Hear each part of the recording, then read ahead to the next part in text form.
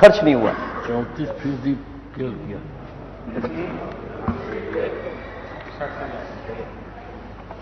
और कई विभाग ऐसे हैं जिनमें पैसा ही नहीं खर्च हो रहा है। तो आखिरकार ये सप्लीमेंट्री बजट क्यों चाहिए आपको? और कुछ महीनों बाद, क्योंकि जब आज और हम आप बातचीत कर रहे हैं सदन में 1 दिसंबर हो गया है और नया बजट भी आएगा, तो मैं ये कह सकता हूं कि इस सरकार का जो कार्यकाल अभी तक रहा है, ये विजनलेस सरकार रही है, डायरेक्शनलेस बजट रहा है इनका। जो कहा वो नहीं करा, जो कहा वो नहीं करा, ये भाजपा का असली नारा होना चाहिए। और इसलिए क्योंकि सरकार जब कहती थी कि $1 ट्रिलियन की इकोनॉमी हम बना देंगे, माननीय वित्त मंत्री जानते होंगे, सरकार जानती होगी कि अगर $1 ट्रिलियन की इकोनॉमी को अचीव करने के लिए आपको 34% की ग्रोथ रेट चाहिए। अगर आप 65% पैसा नहीं खर्च करेंगे, सप्लीमेंट्री बजट फिर ले लेंगे आप, कुछ महीने हैं आपके पास, तो कैसे आप अचीव करेंगे? ये डबल स्टैंडर्ड सरकार है, दोहरा चरित्र है सरकार का। कहती कुछ है, करती कुछ और है। और डींग मारने में तो सबसे आगे है कि हम विश्व गुरु बनकर के $1 ट्रिलियन इकोनॉमी बना लेंगे। स्मार्ट सिटी का सपना दिखाया था। क्या इस सप्लीमेंट्री बजट में स्मार्ट सिटी का कहीं स्थान है? मुझे तो यह लगता है कि 5 साल का वो कार्यकाल और लगभग 2 साल अब पूरे होने जा रहे हैं, ये सरकार खुद महसूस कर गई है कि अब वो स्मार्ट सिटी नहीं बना सकती, स्मार्ट सिटी नहीं बन पाएगी।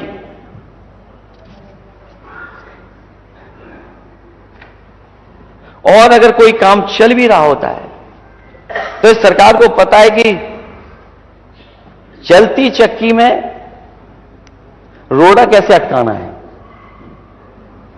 ये रोड़ा अटकाने वाली सरकार है, विकास गति को रोकने वाली सरकार है। और फिर पीडब्ल्यूडी में नंबर 2 पे सबसे ज्यादा बजट आप सप्लीमेंट्री में मांग रहे हैं।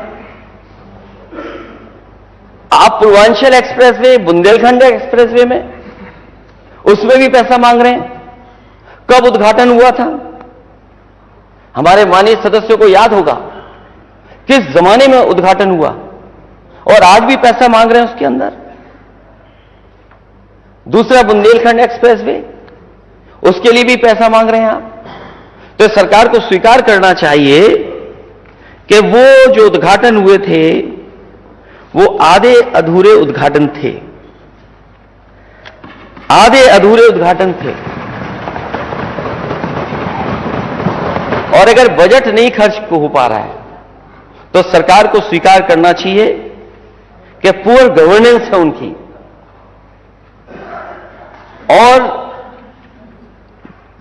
पुअर गवर्नेंस ही नहीं है, उसको छिपाने के लिए नए नए नारे करते हैं ये लोग।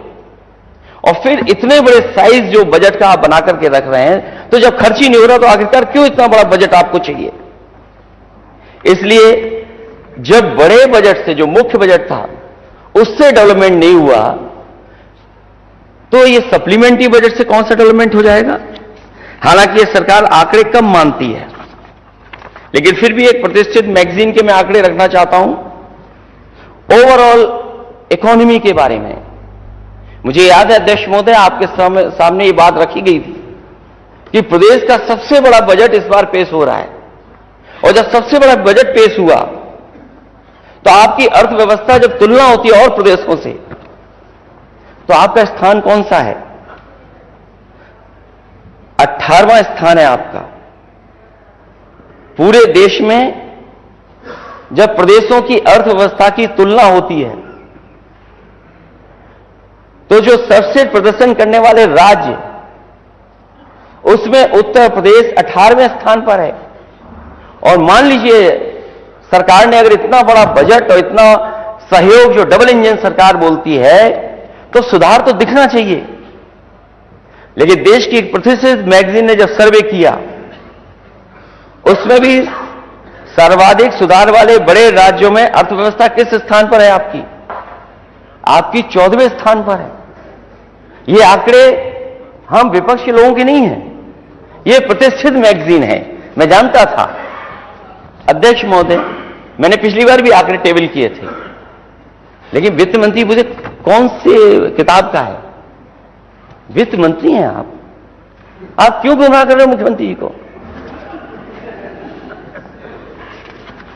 क्योंकि मैं ये टेबल कर दूंगा जो आंकड़े मैं बता रहा हूं। अगर नहीं समझ में आया तो मैं फिर बोलना चाहता हूं। सर्वश्रेष्ठ प्रदर्शन करने वाले स्टेट अर्थव्यवस्था में उत्तर प्रदेश 18वें स्थान पर है। सर्वाधिक सुधार वाले बड़े राज्य अर्थव्यवस्था में हमारा 14वें स्थान। और दूसरा सबसे महत्वपूर्ण पैरामीटर जो हमारा स्वास्थ्य है, ये तो ओवरऑल इकोनॉमी में हम कहां खड़े हैं, और स्वास्थ्य के अगर हम मानक में देखें तो सबसे अच्छा प्रदर्शन करने वाले राज्यों में केवल स्वास्थ्य के क्षेत्र में, क्योंकि सरकार लखनऊ से लेकर के दिल्ली और दिल्ली से लेकर के मुंबई तक मेडिकल कॉलेजों का प्रचार, अपनी स्वास्थ्य व्यवस्थाओं के सुधार का प्रचार, उस पर खर्च कर रही है पैसा। और स्थान कौन सा पा रहा है उत्तर प्रदेश?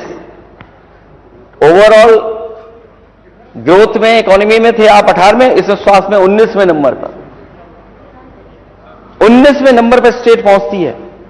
और जिसमें सुधार को लेकर के जो सर्वे किया गया कि सुधार होने वाले राज्यों में जिन राज्यों ने ज्यादा सुधार किया, उन राज्यों की सूची में से ही बाहर हो गया उत्तर प्रदेश स्वास्थ्य के क्षेत्र में।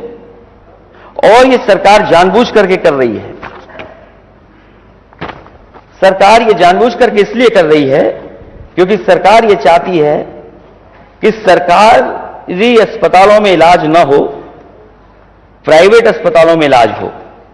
लोग ज्यादा से ज्यादा प्राइवेट अस्पतालों में जाकर के इलाज कराएं। अध्यक्ष महोदय, मैं आपके माध्यम से सरकार से जानना चाहूंगा कि जब आप इतना बड़ा बजट रख रहे हैं और इस बजट में आप स्वास्थ्य सेवाओं के लिए रख रहे हैं 174 करोड़ रुपए, 174 करोड़, और आप कितने मेडिकल कॉलेज बनाना चाहते हैं कि देश में सबसे ज्यादा मेडिकल कॉलेज हों?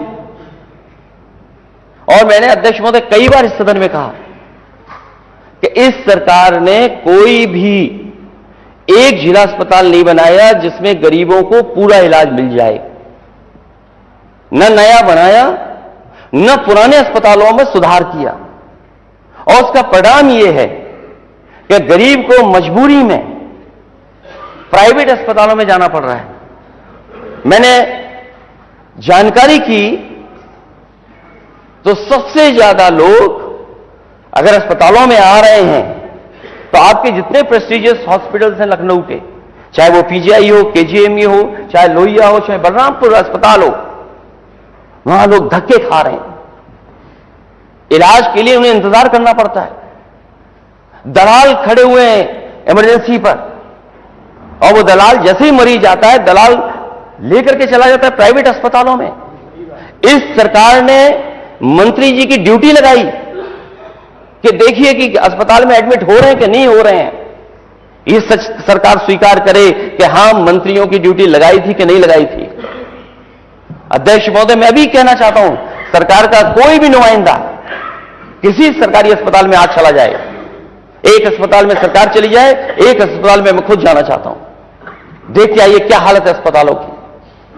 आप बजट 174 करोड़ रुपए केवल, और ये नियत इनकी ये है कि ये अस्पतालों को पीपीपी मॉडल पे दे दिए जाएं। सरकार ये बताए कि क्या अस्पतालों को प्राइवेट पार्टनरशिप के तहत चलाना चाहते हैं कि नहीं चलाना चाहते हैं? क्या प्राइवेट लोग हस्तक्षेप बढ़ाना चाहते हैं कि नहीं बढ़ाना चाहते हैं? हालांकि मुझ पे तो लिमिटेड जानकारी है, लेकिन सरकार क्योंकि इनके सरकार के लोग कहते कुछ हैं और करते कुछ और हैं। क्या आप बागपत का आप प्राइवेट उसमें नहीं दे रहे हैं हॉस्पिटल? क्या हाथरस में प्राइवेट पार्टनरशिप से हॉस्पिटल नहीं बना रहे हैं? आप मेडिकल कॉलेज बनाने की कोशिश कर रहे हैं? क्या कासगंज में नहीं देने की कोशिश कर रहे हैं? क्या मैनपुरी में नहीं देने की कोशिश कर रहे हैं? क्या हमीरपुर में नहीं देने की कोशिश कर रहे हैं? क्या महोबा का आप नहीं देने की कोशिश कर रहे हैं? और यही नहीं, माननीय सदस्य जो यहां बैठे हैं और माननीय सदस्य जो वहां बैठे हैं, ये खुद महसूस करते होंगे कि अगर कभी सिफारिश की होगी, सिफारिश करते रहे होंगे, उसको बेड नहीं मिला होगा। बेड नहीं मिलता। अगर किडनी ट्रांसप्लांट होनी है तो उसके लिए ऑनलाइन आपको बताना पड़ेगा, तब जाकर के किडनी ट्रांसप्लांट होगी। उसके लिए कितना इंतजार करना पड़ेगा? हार्ट को लेकर के कितना इंतजार करना पड़ेगा आपको? कभी कभी किडनी डायलिसिस की बात करते हैं। अगर ये किसी ने शुरू किया था अध्यक्ष महोदय, तो समाजवादी पार्टी के समय पर फ्री डायलिसिस अस्पतालों में शुरू हुआ था। न केवल फ्री डायलिसिस शुरू हुआ था, जबकि फ्री टेस्ट हो गरीबों के, और एक एग्जाम्पलरी हॉस्पिटल्स बनाए थे।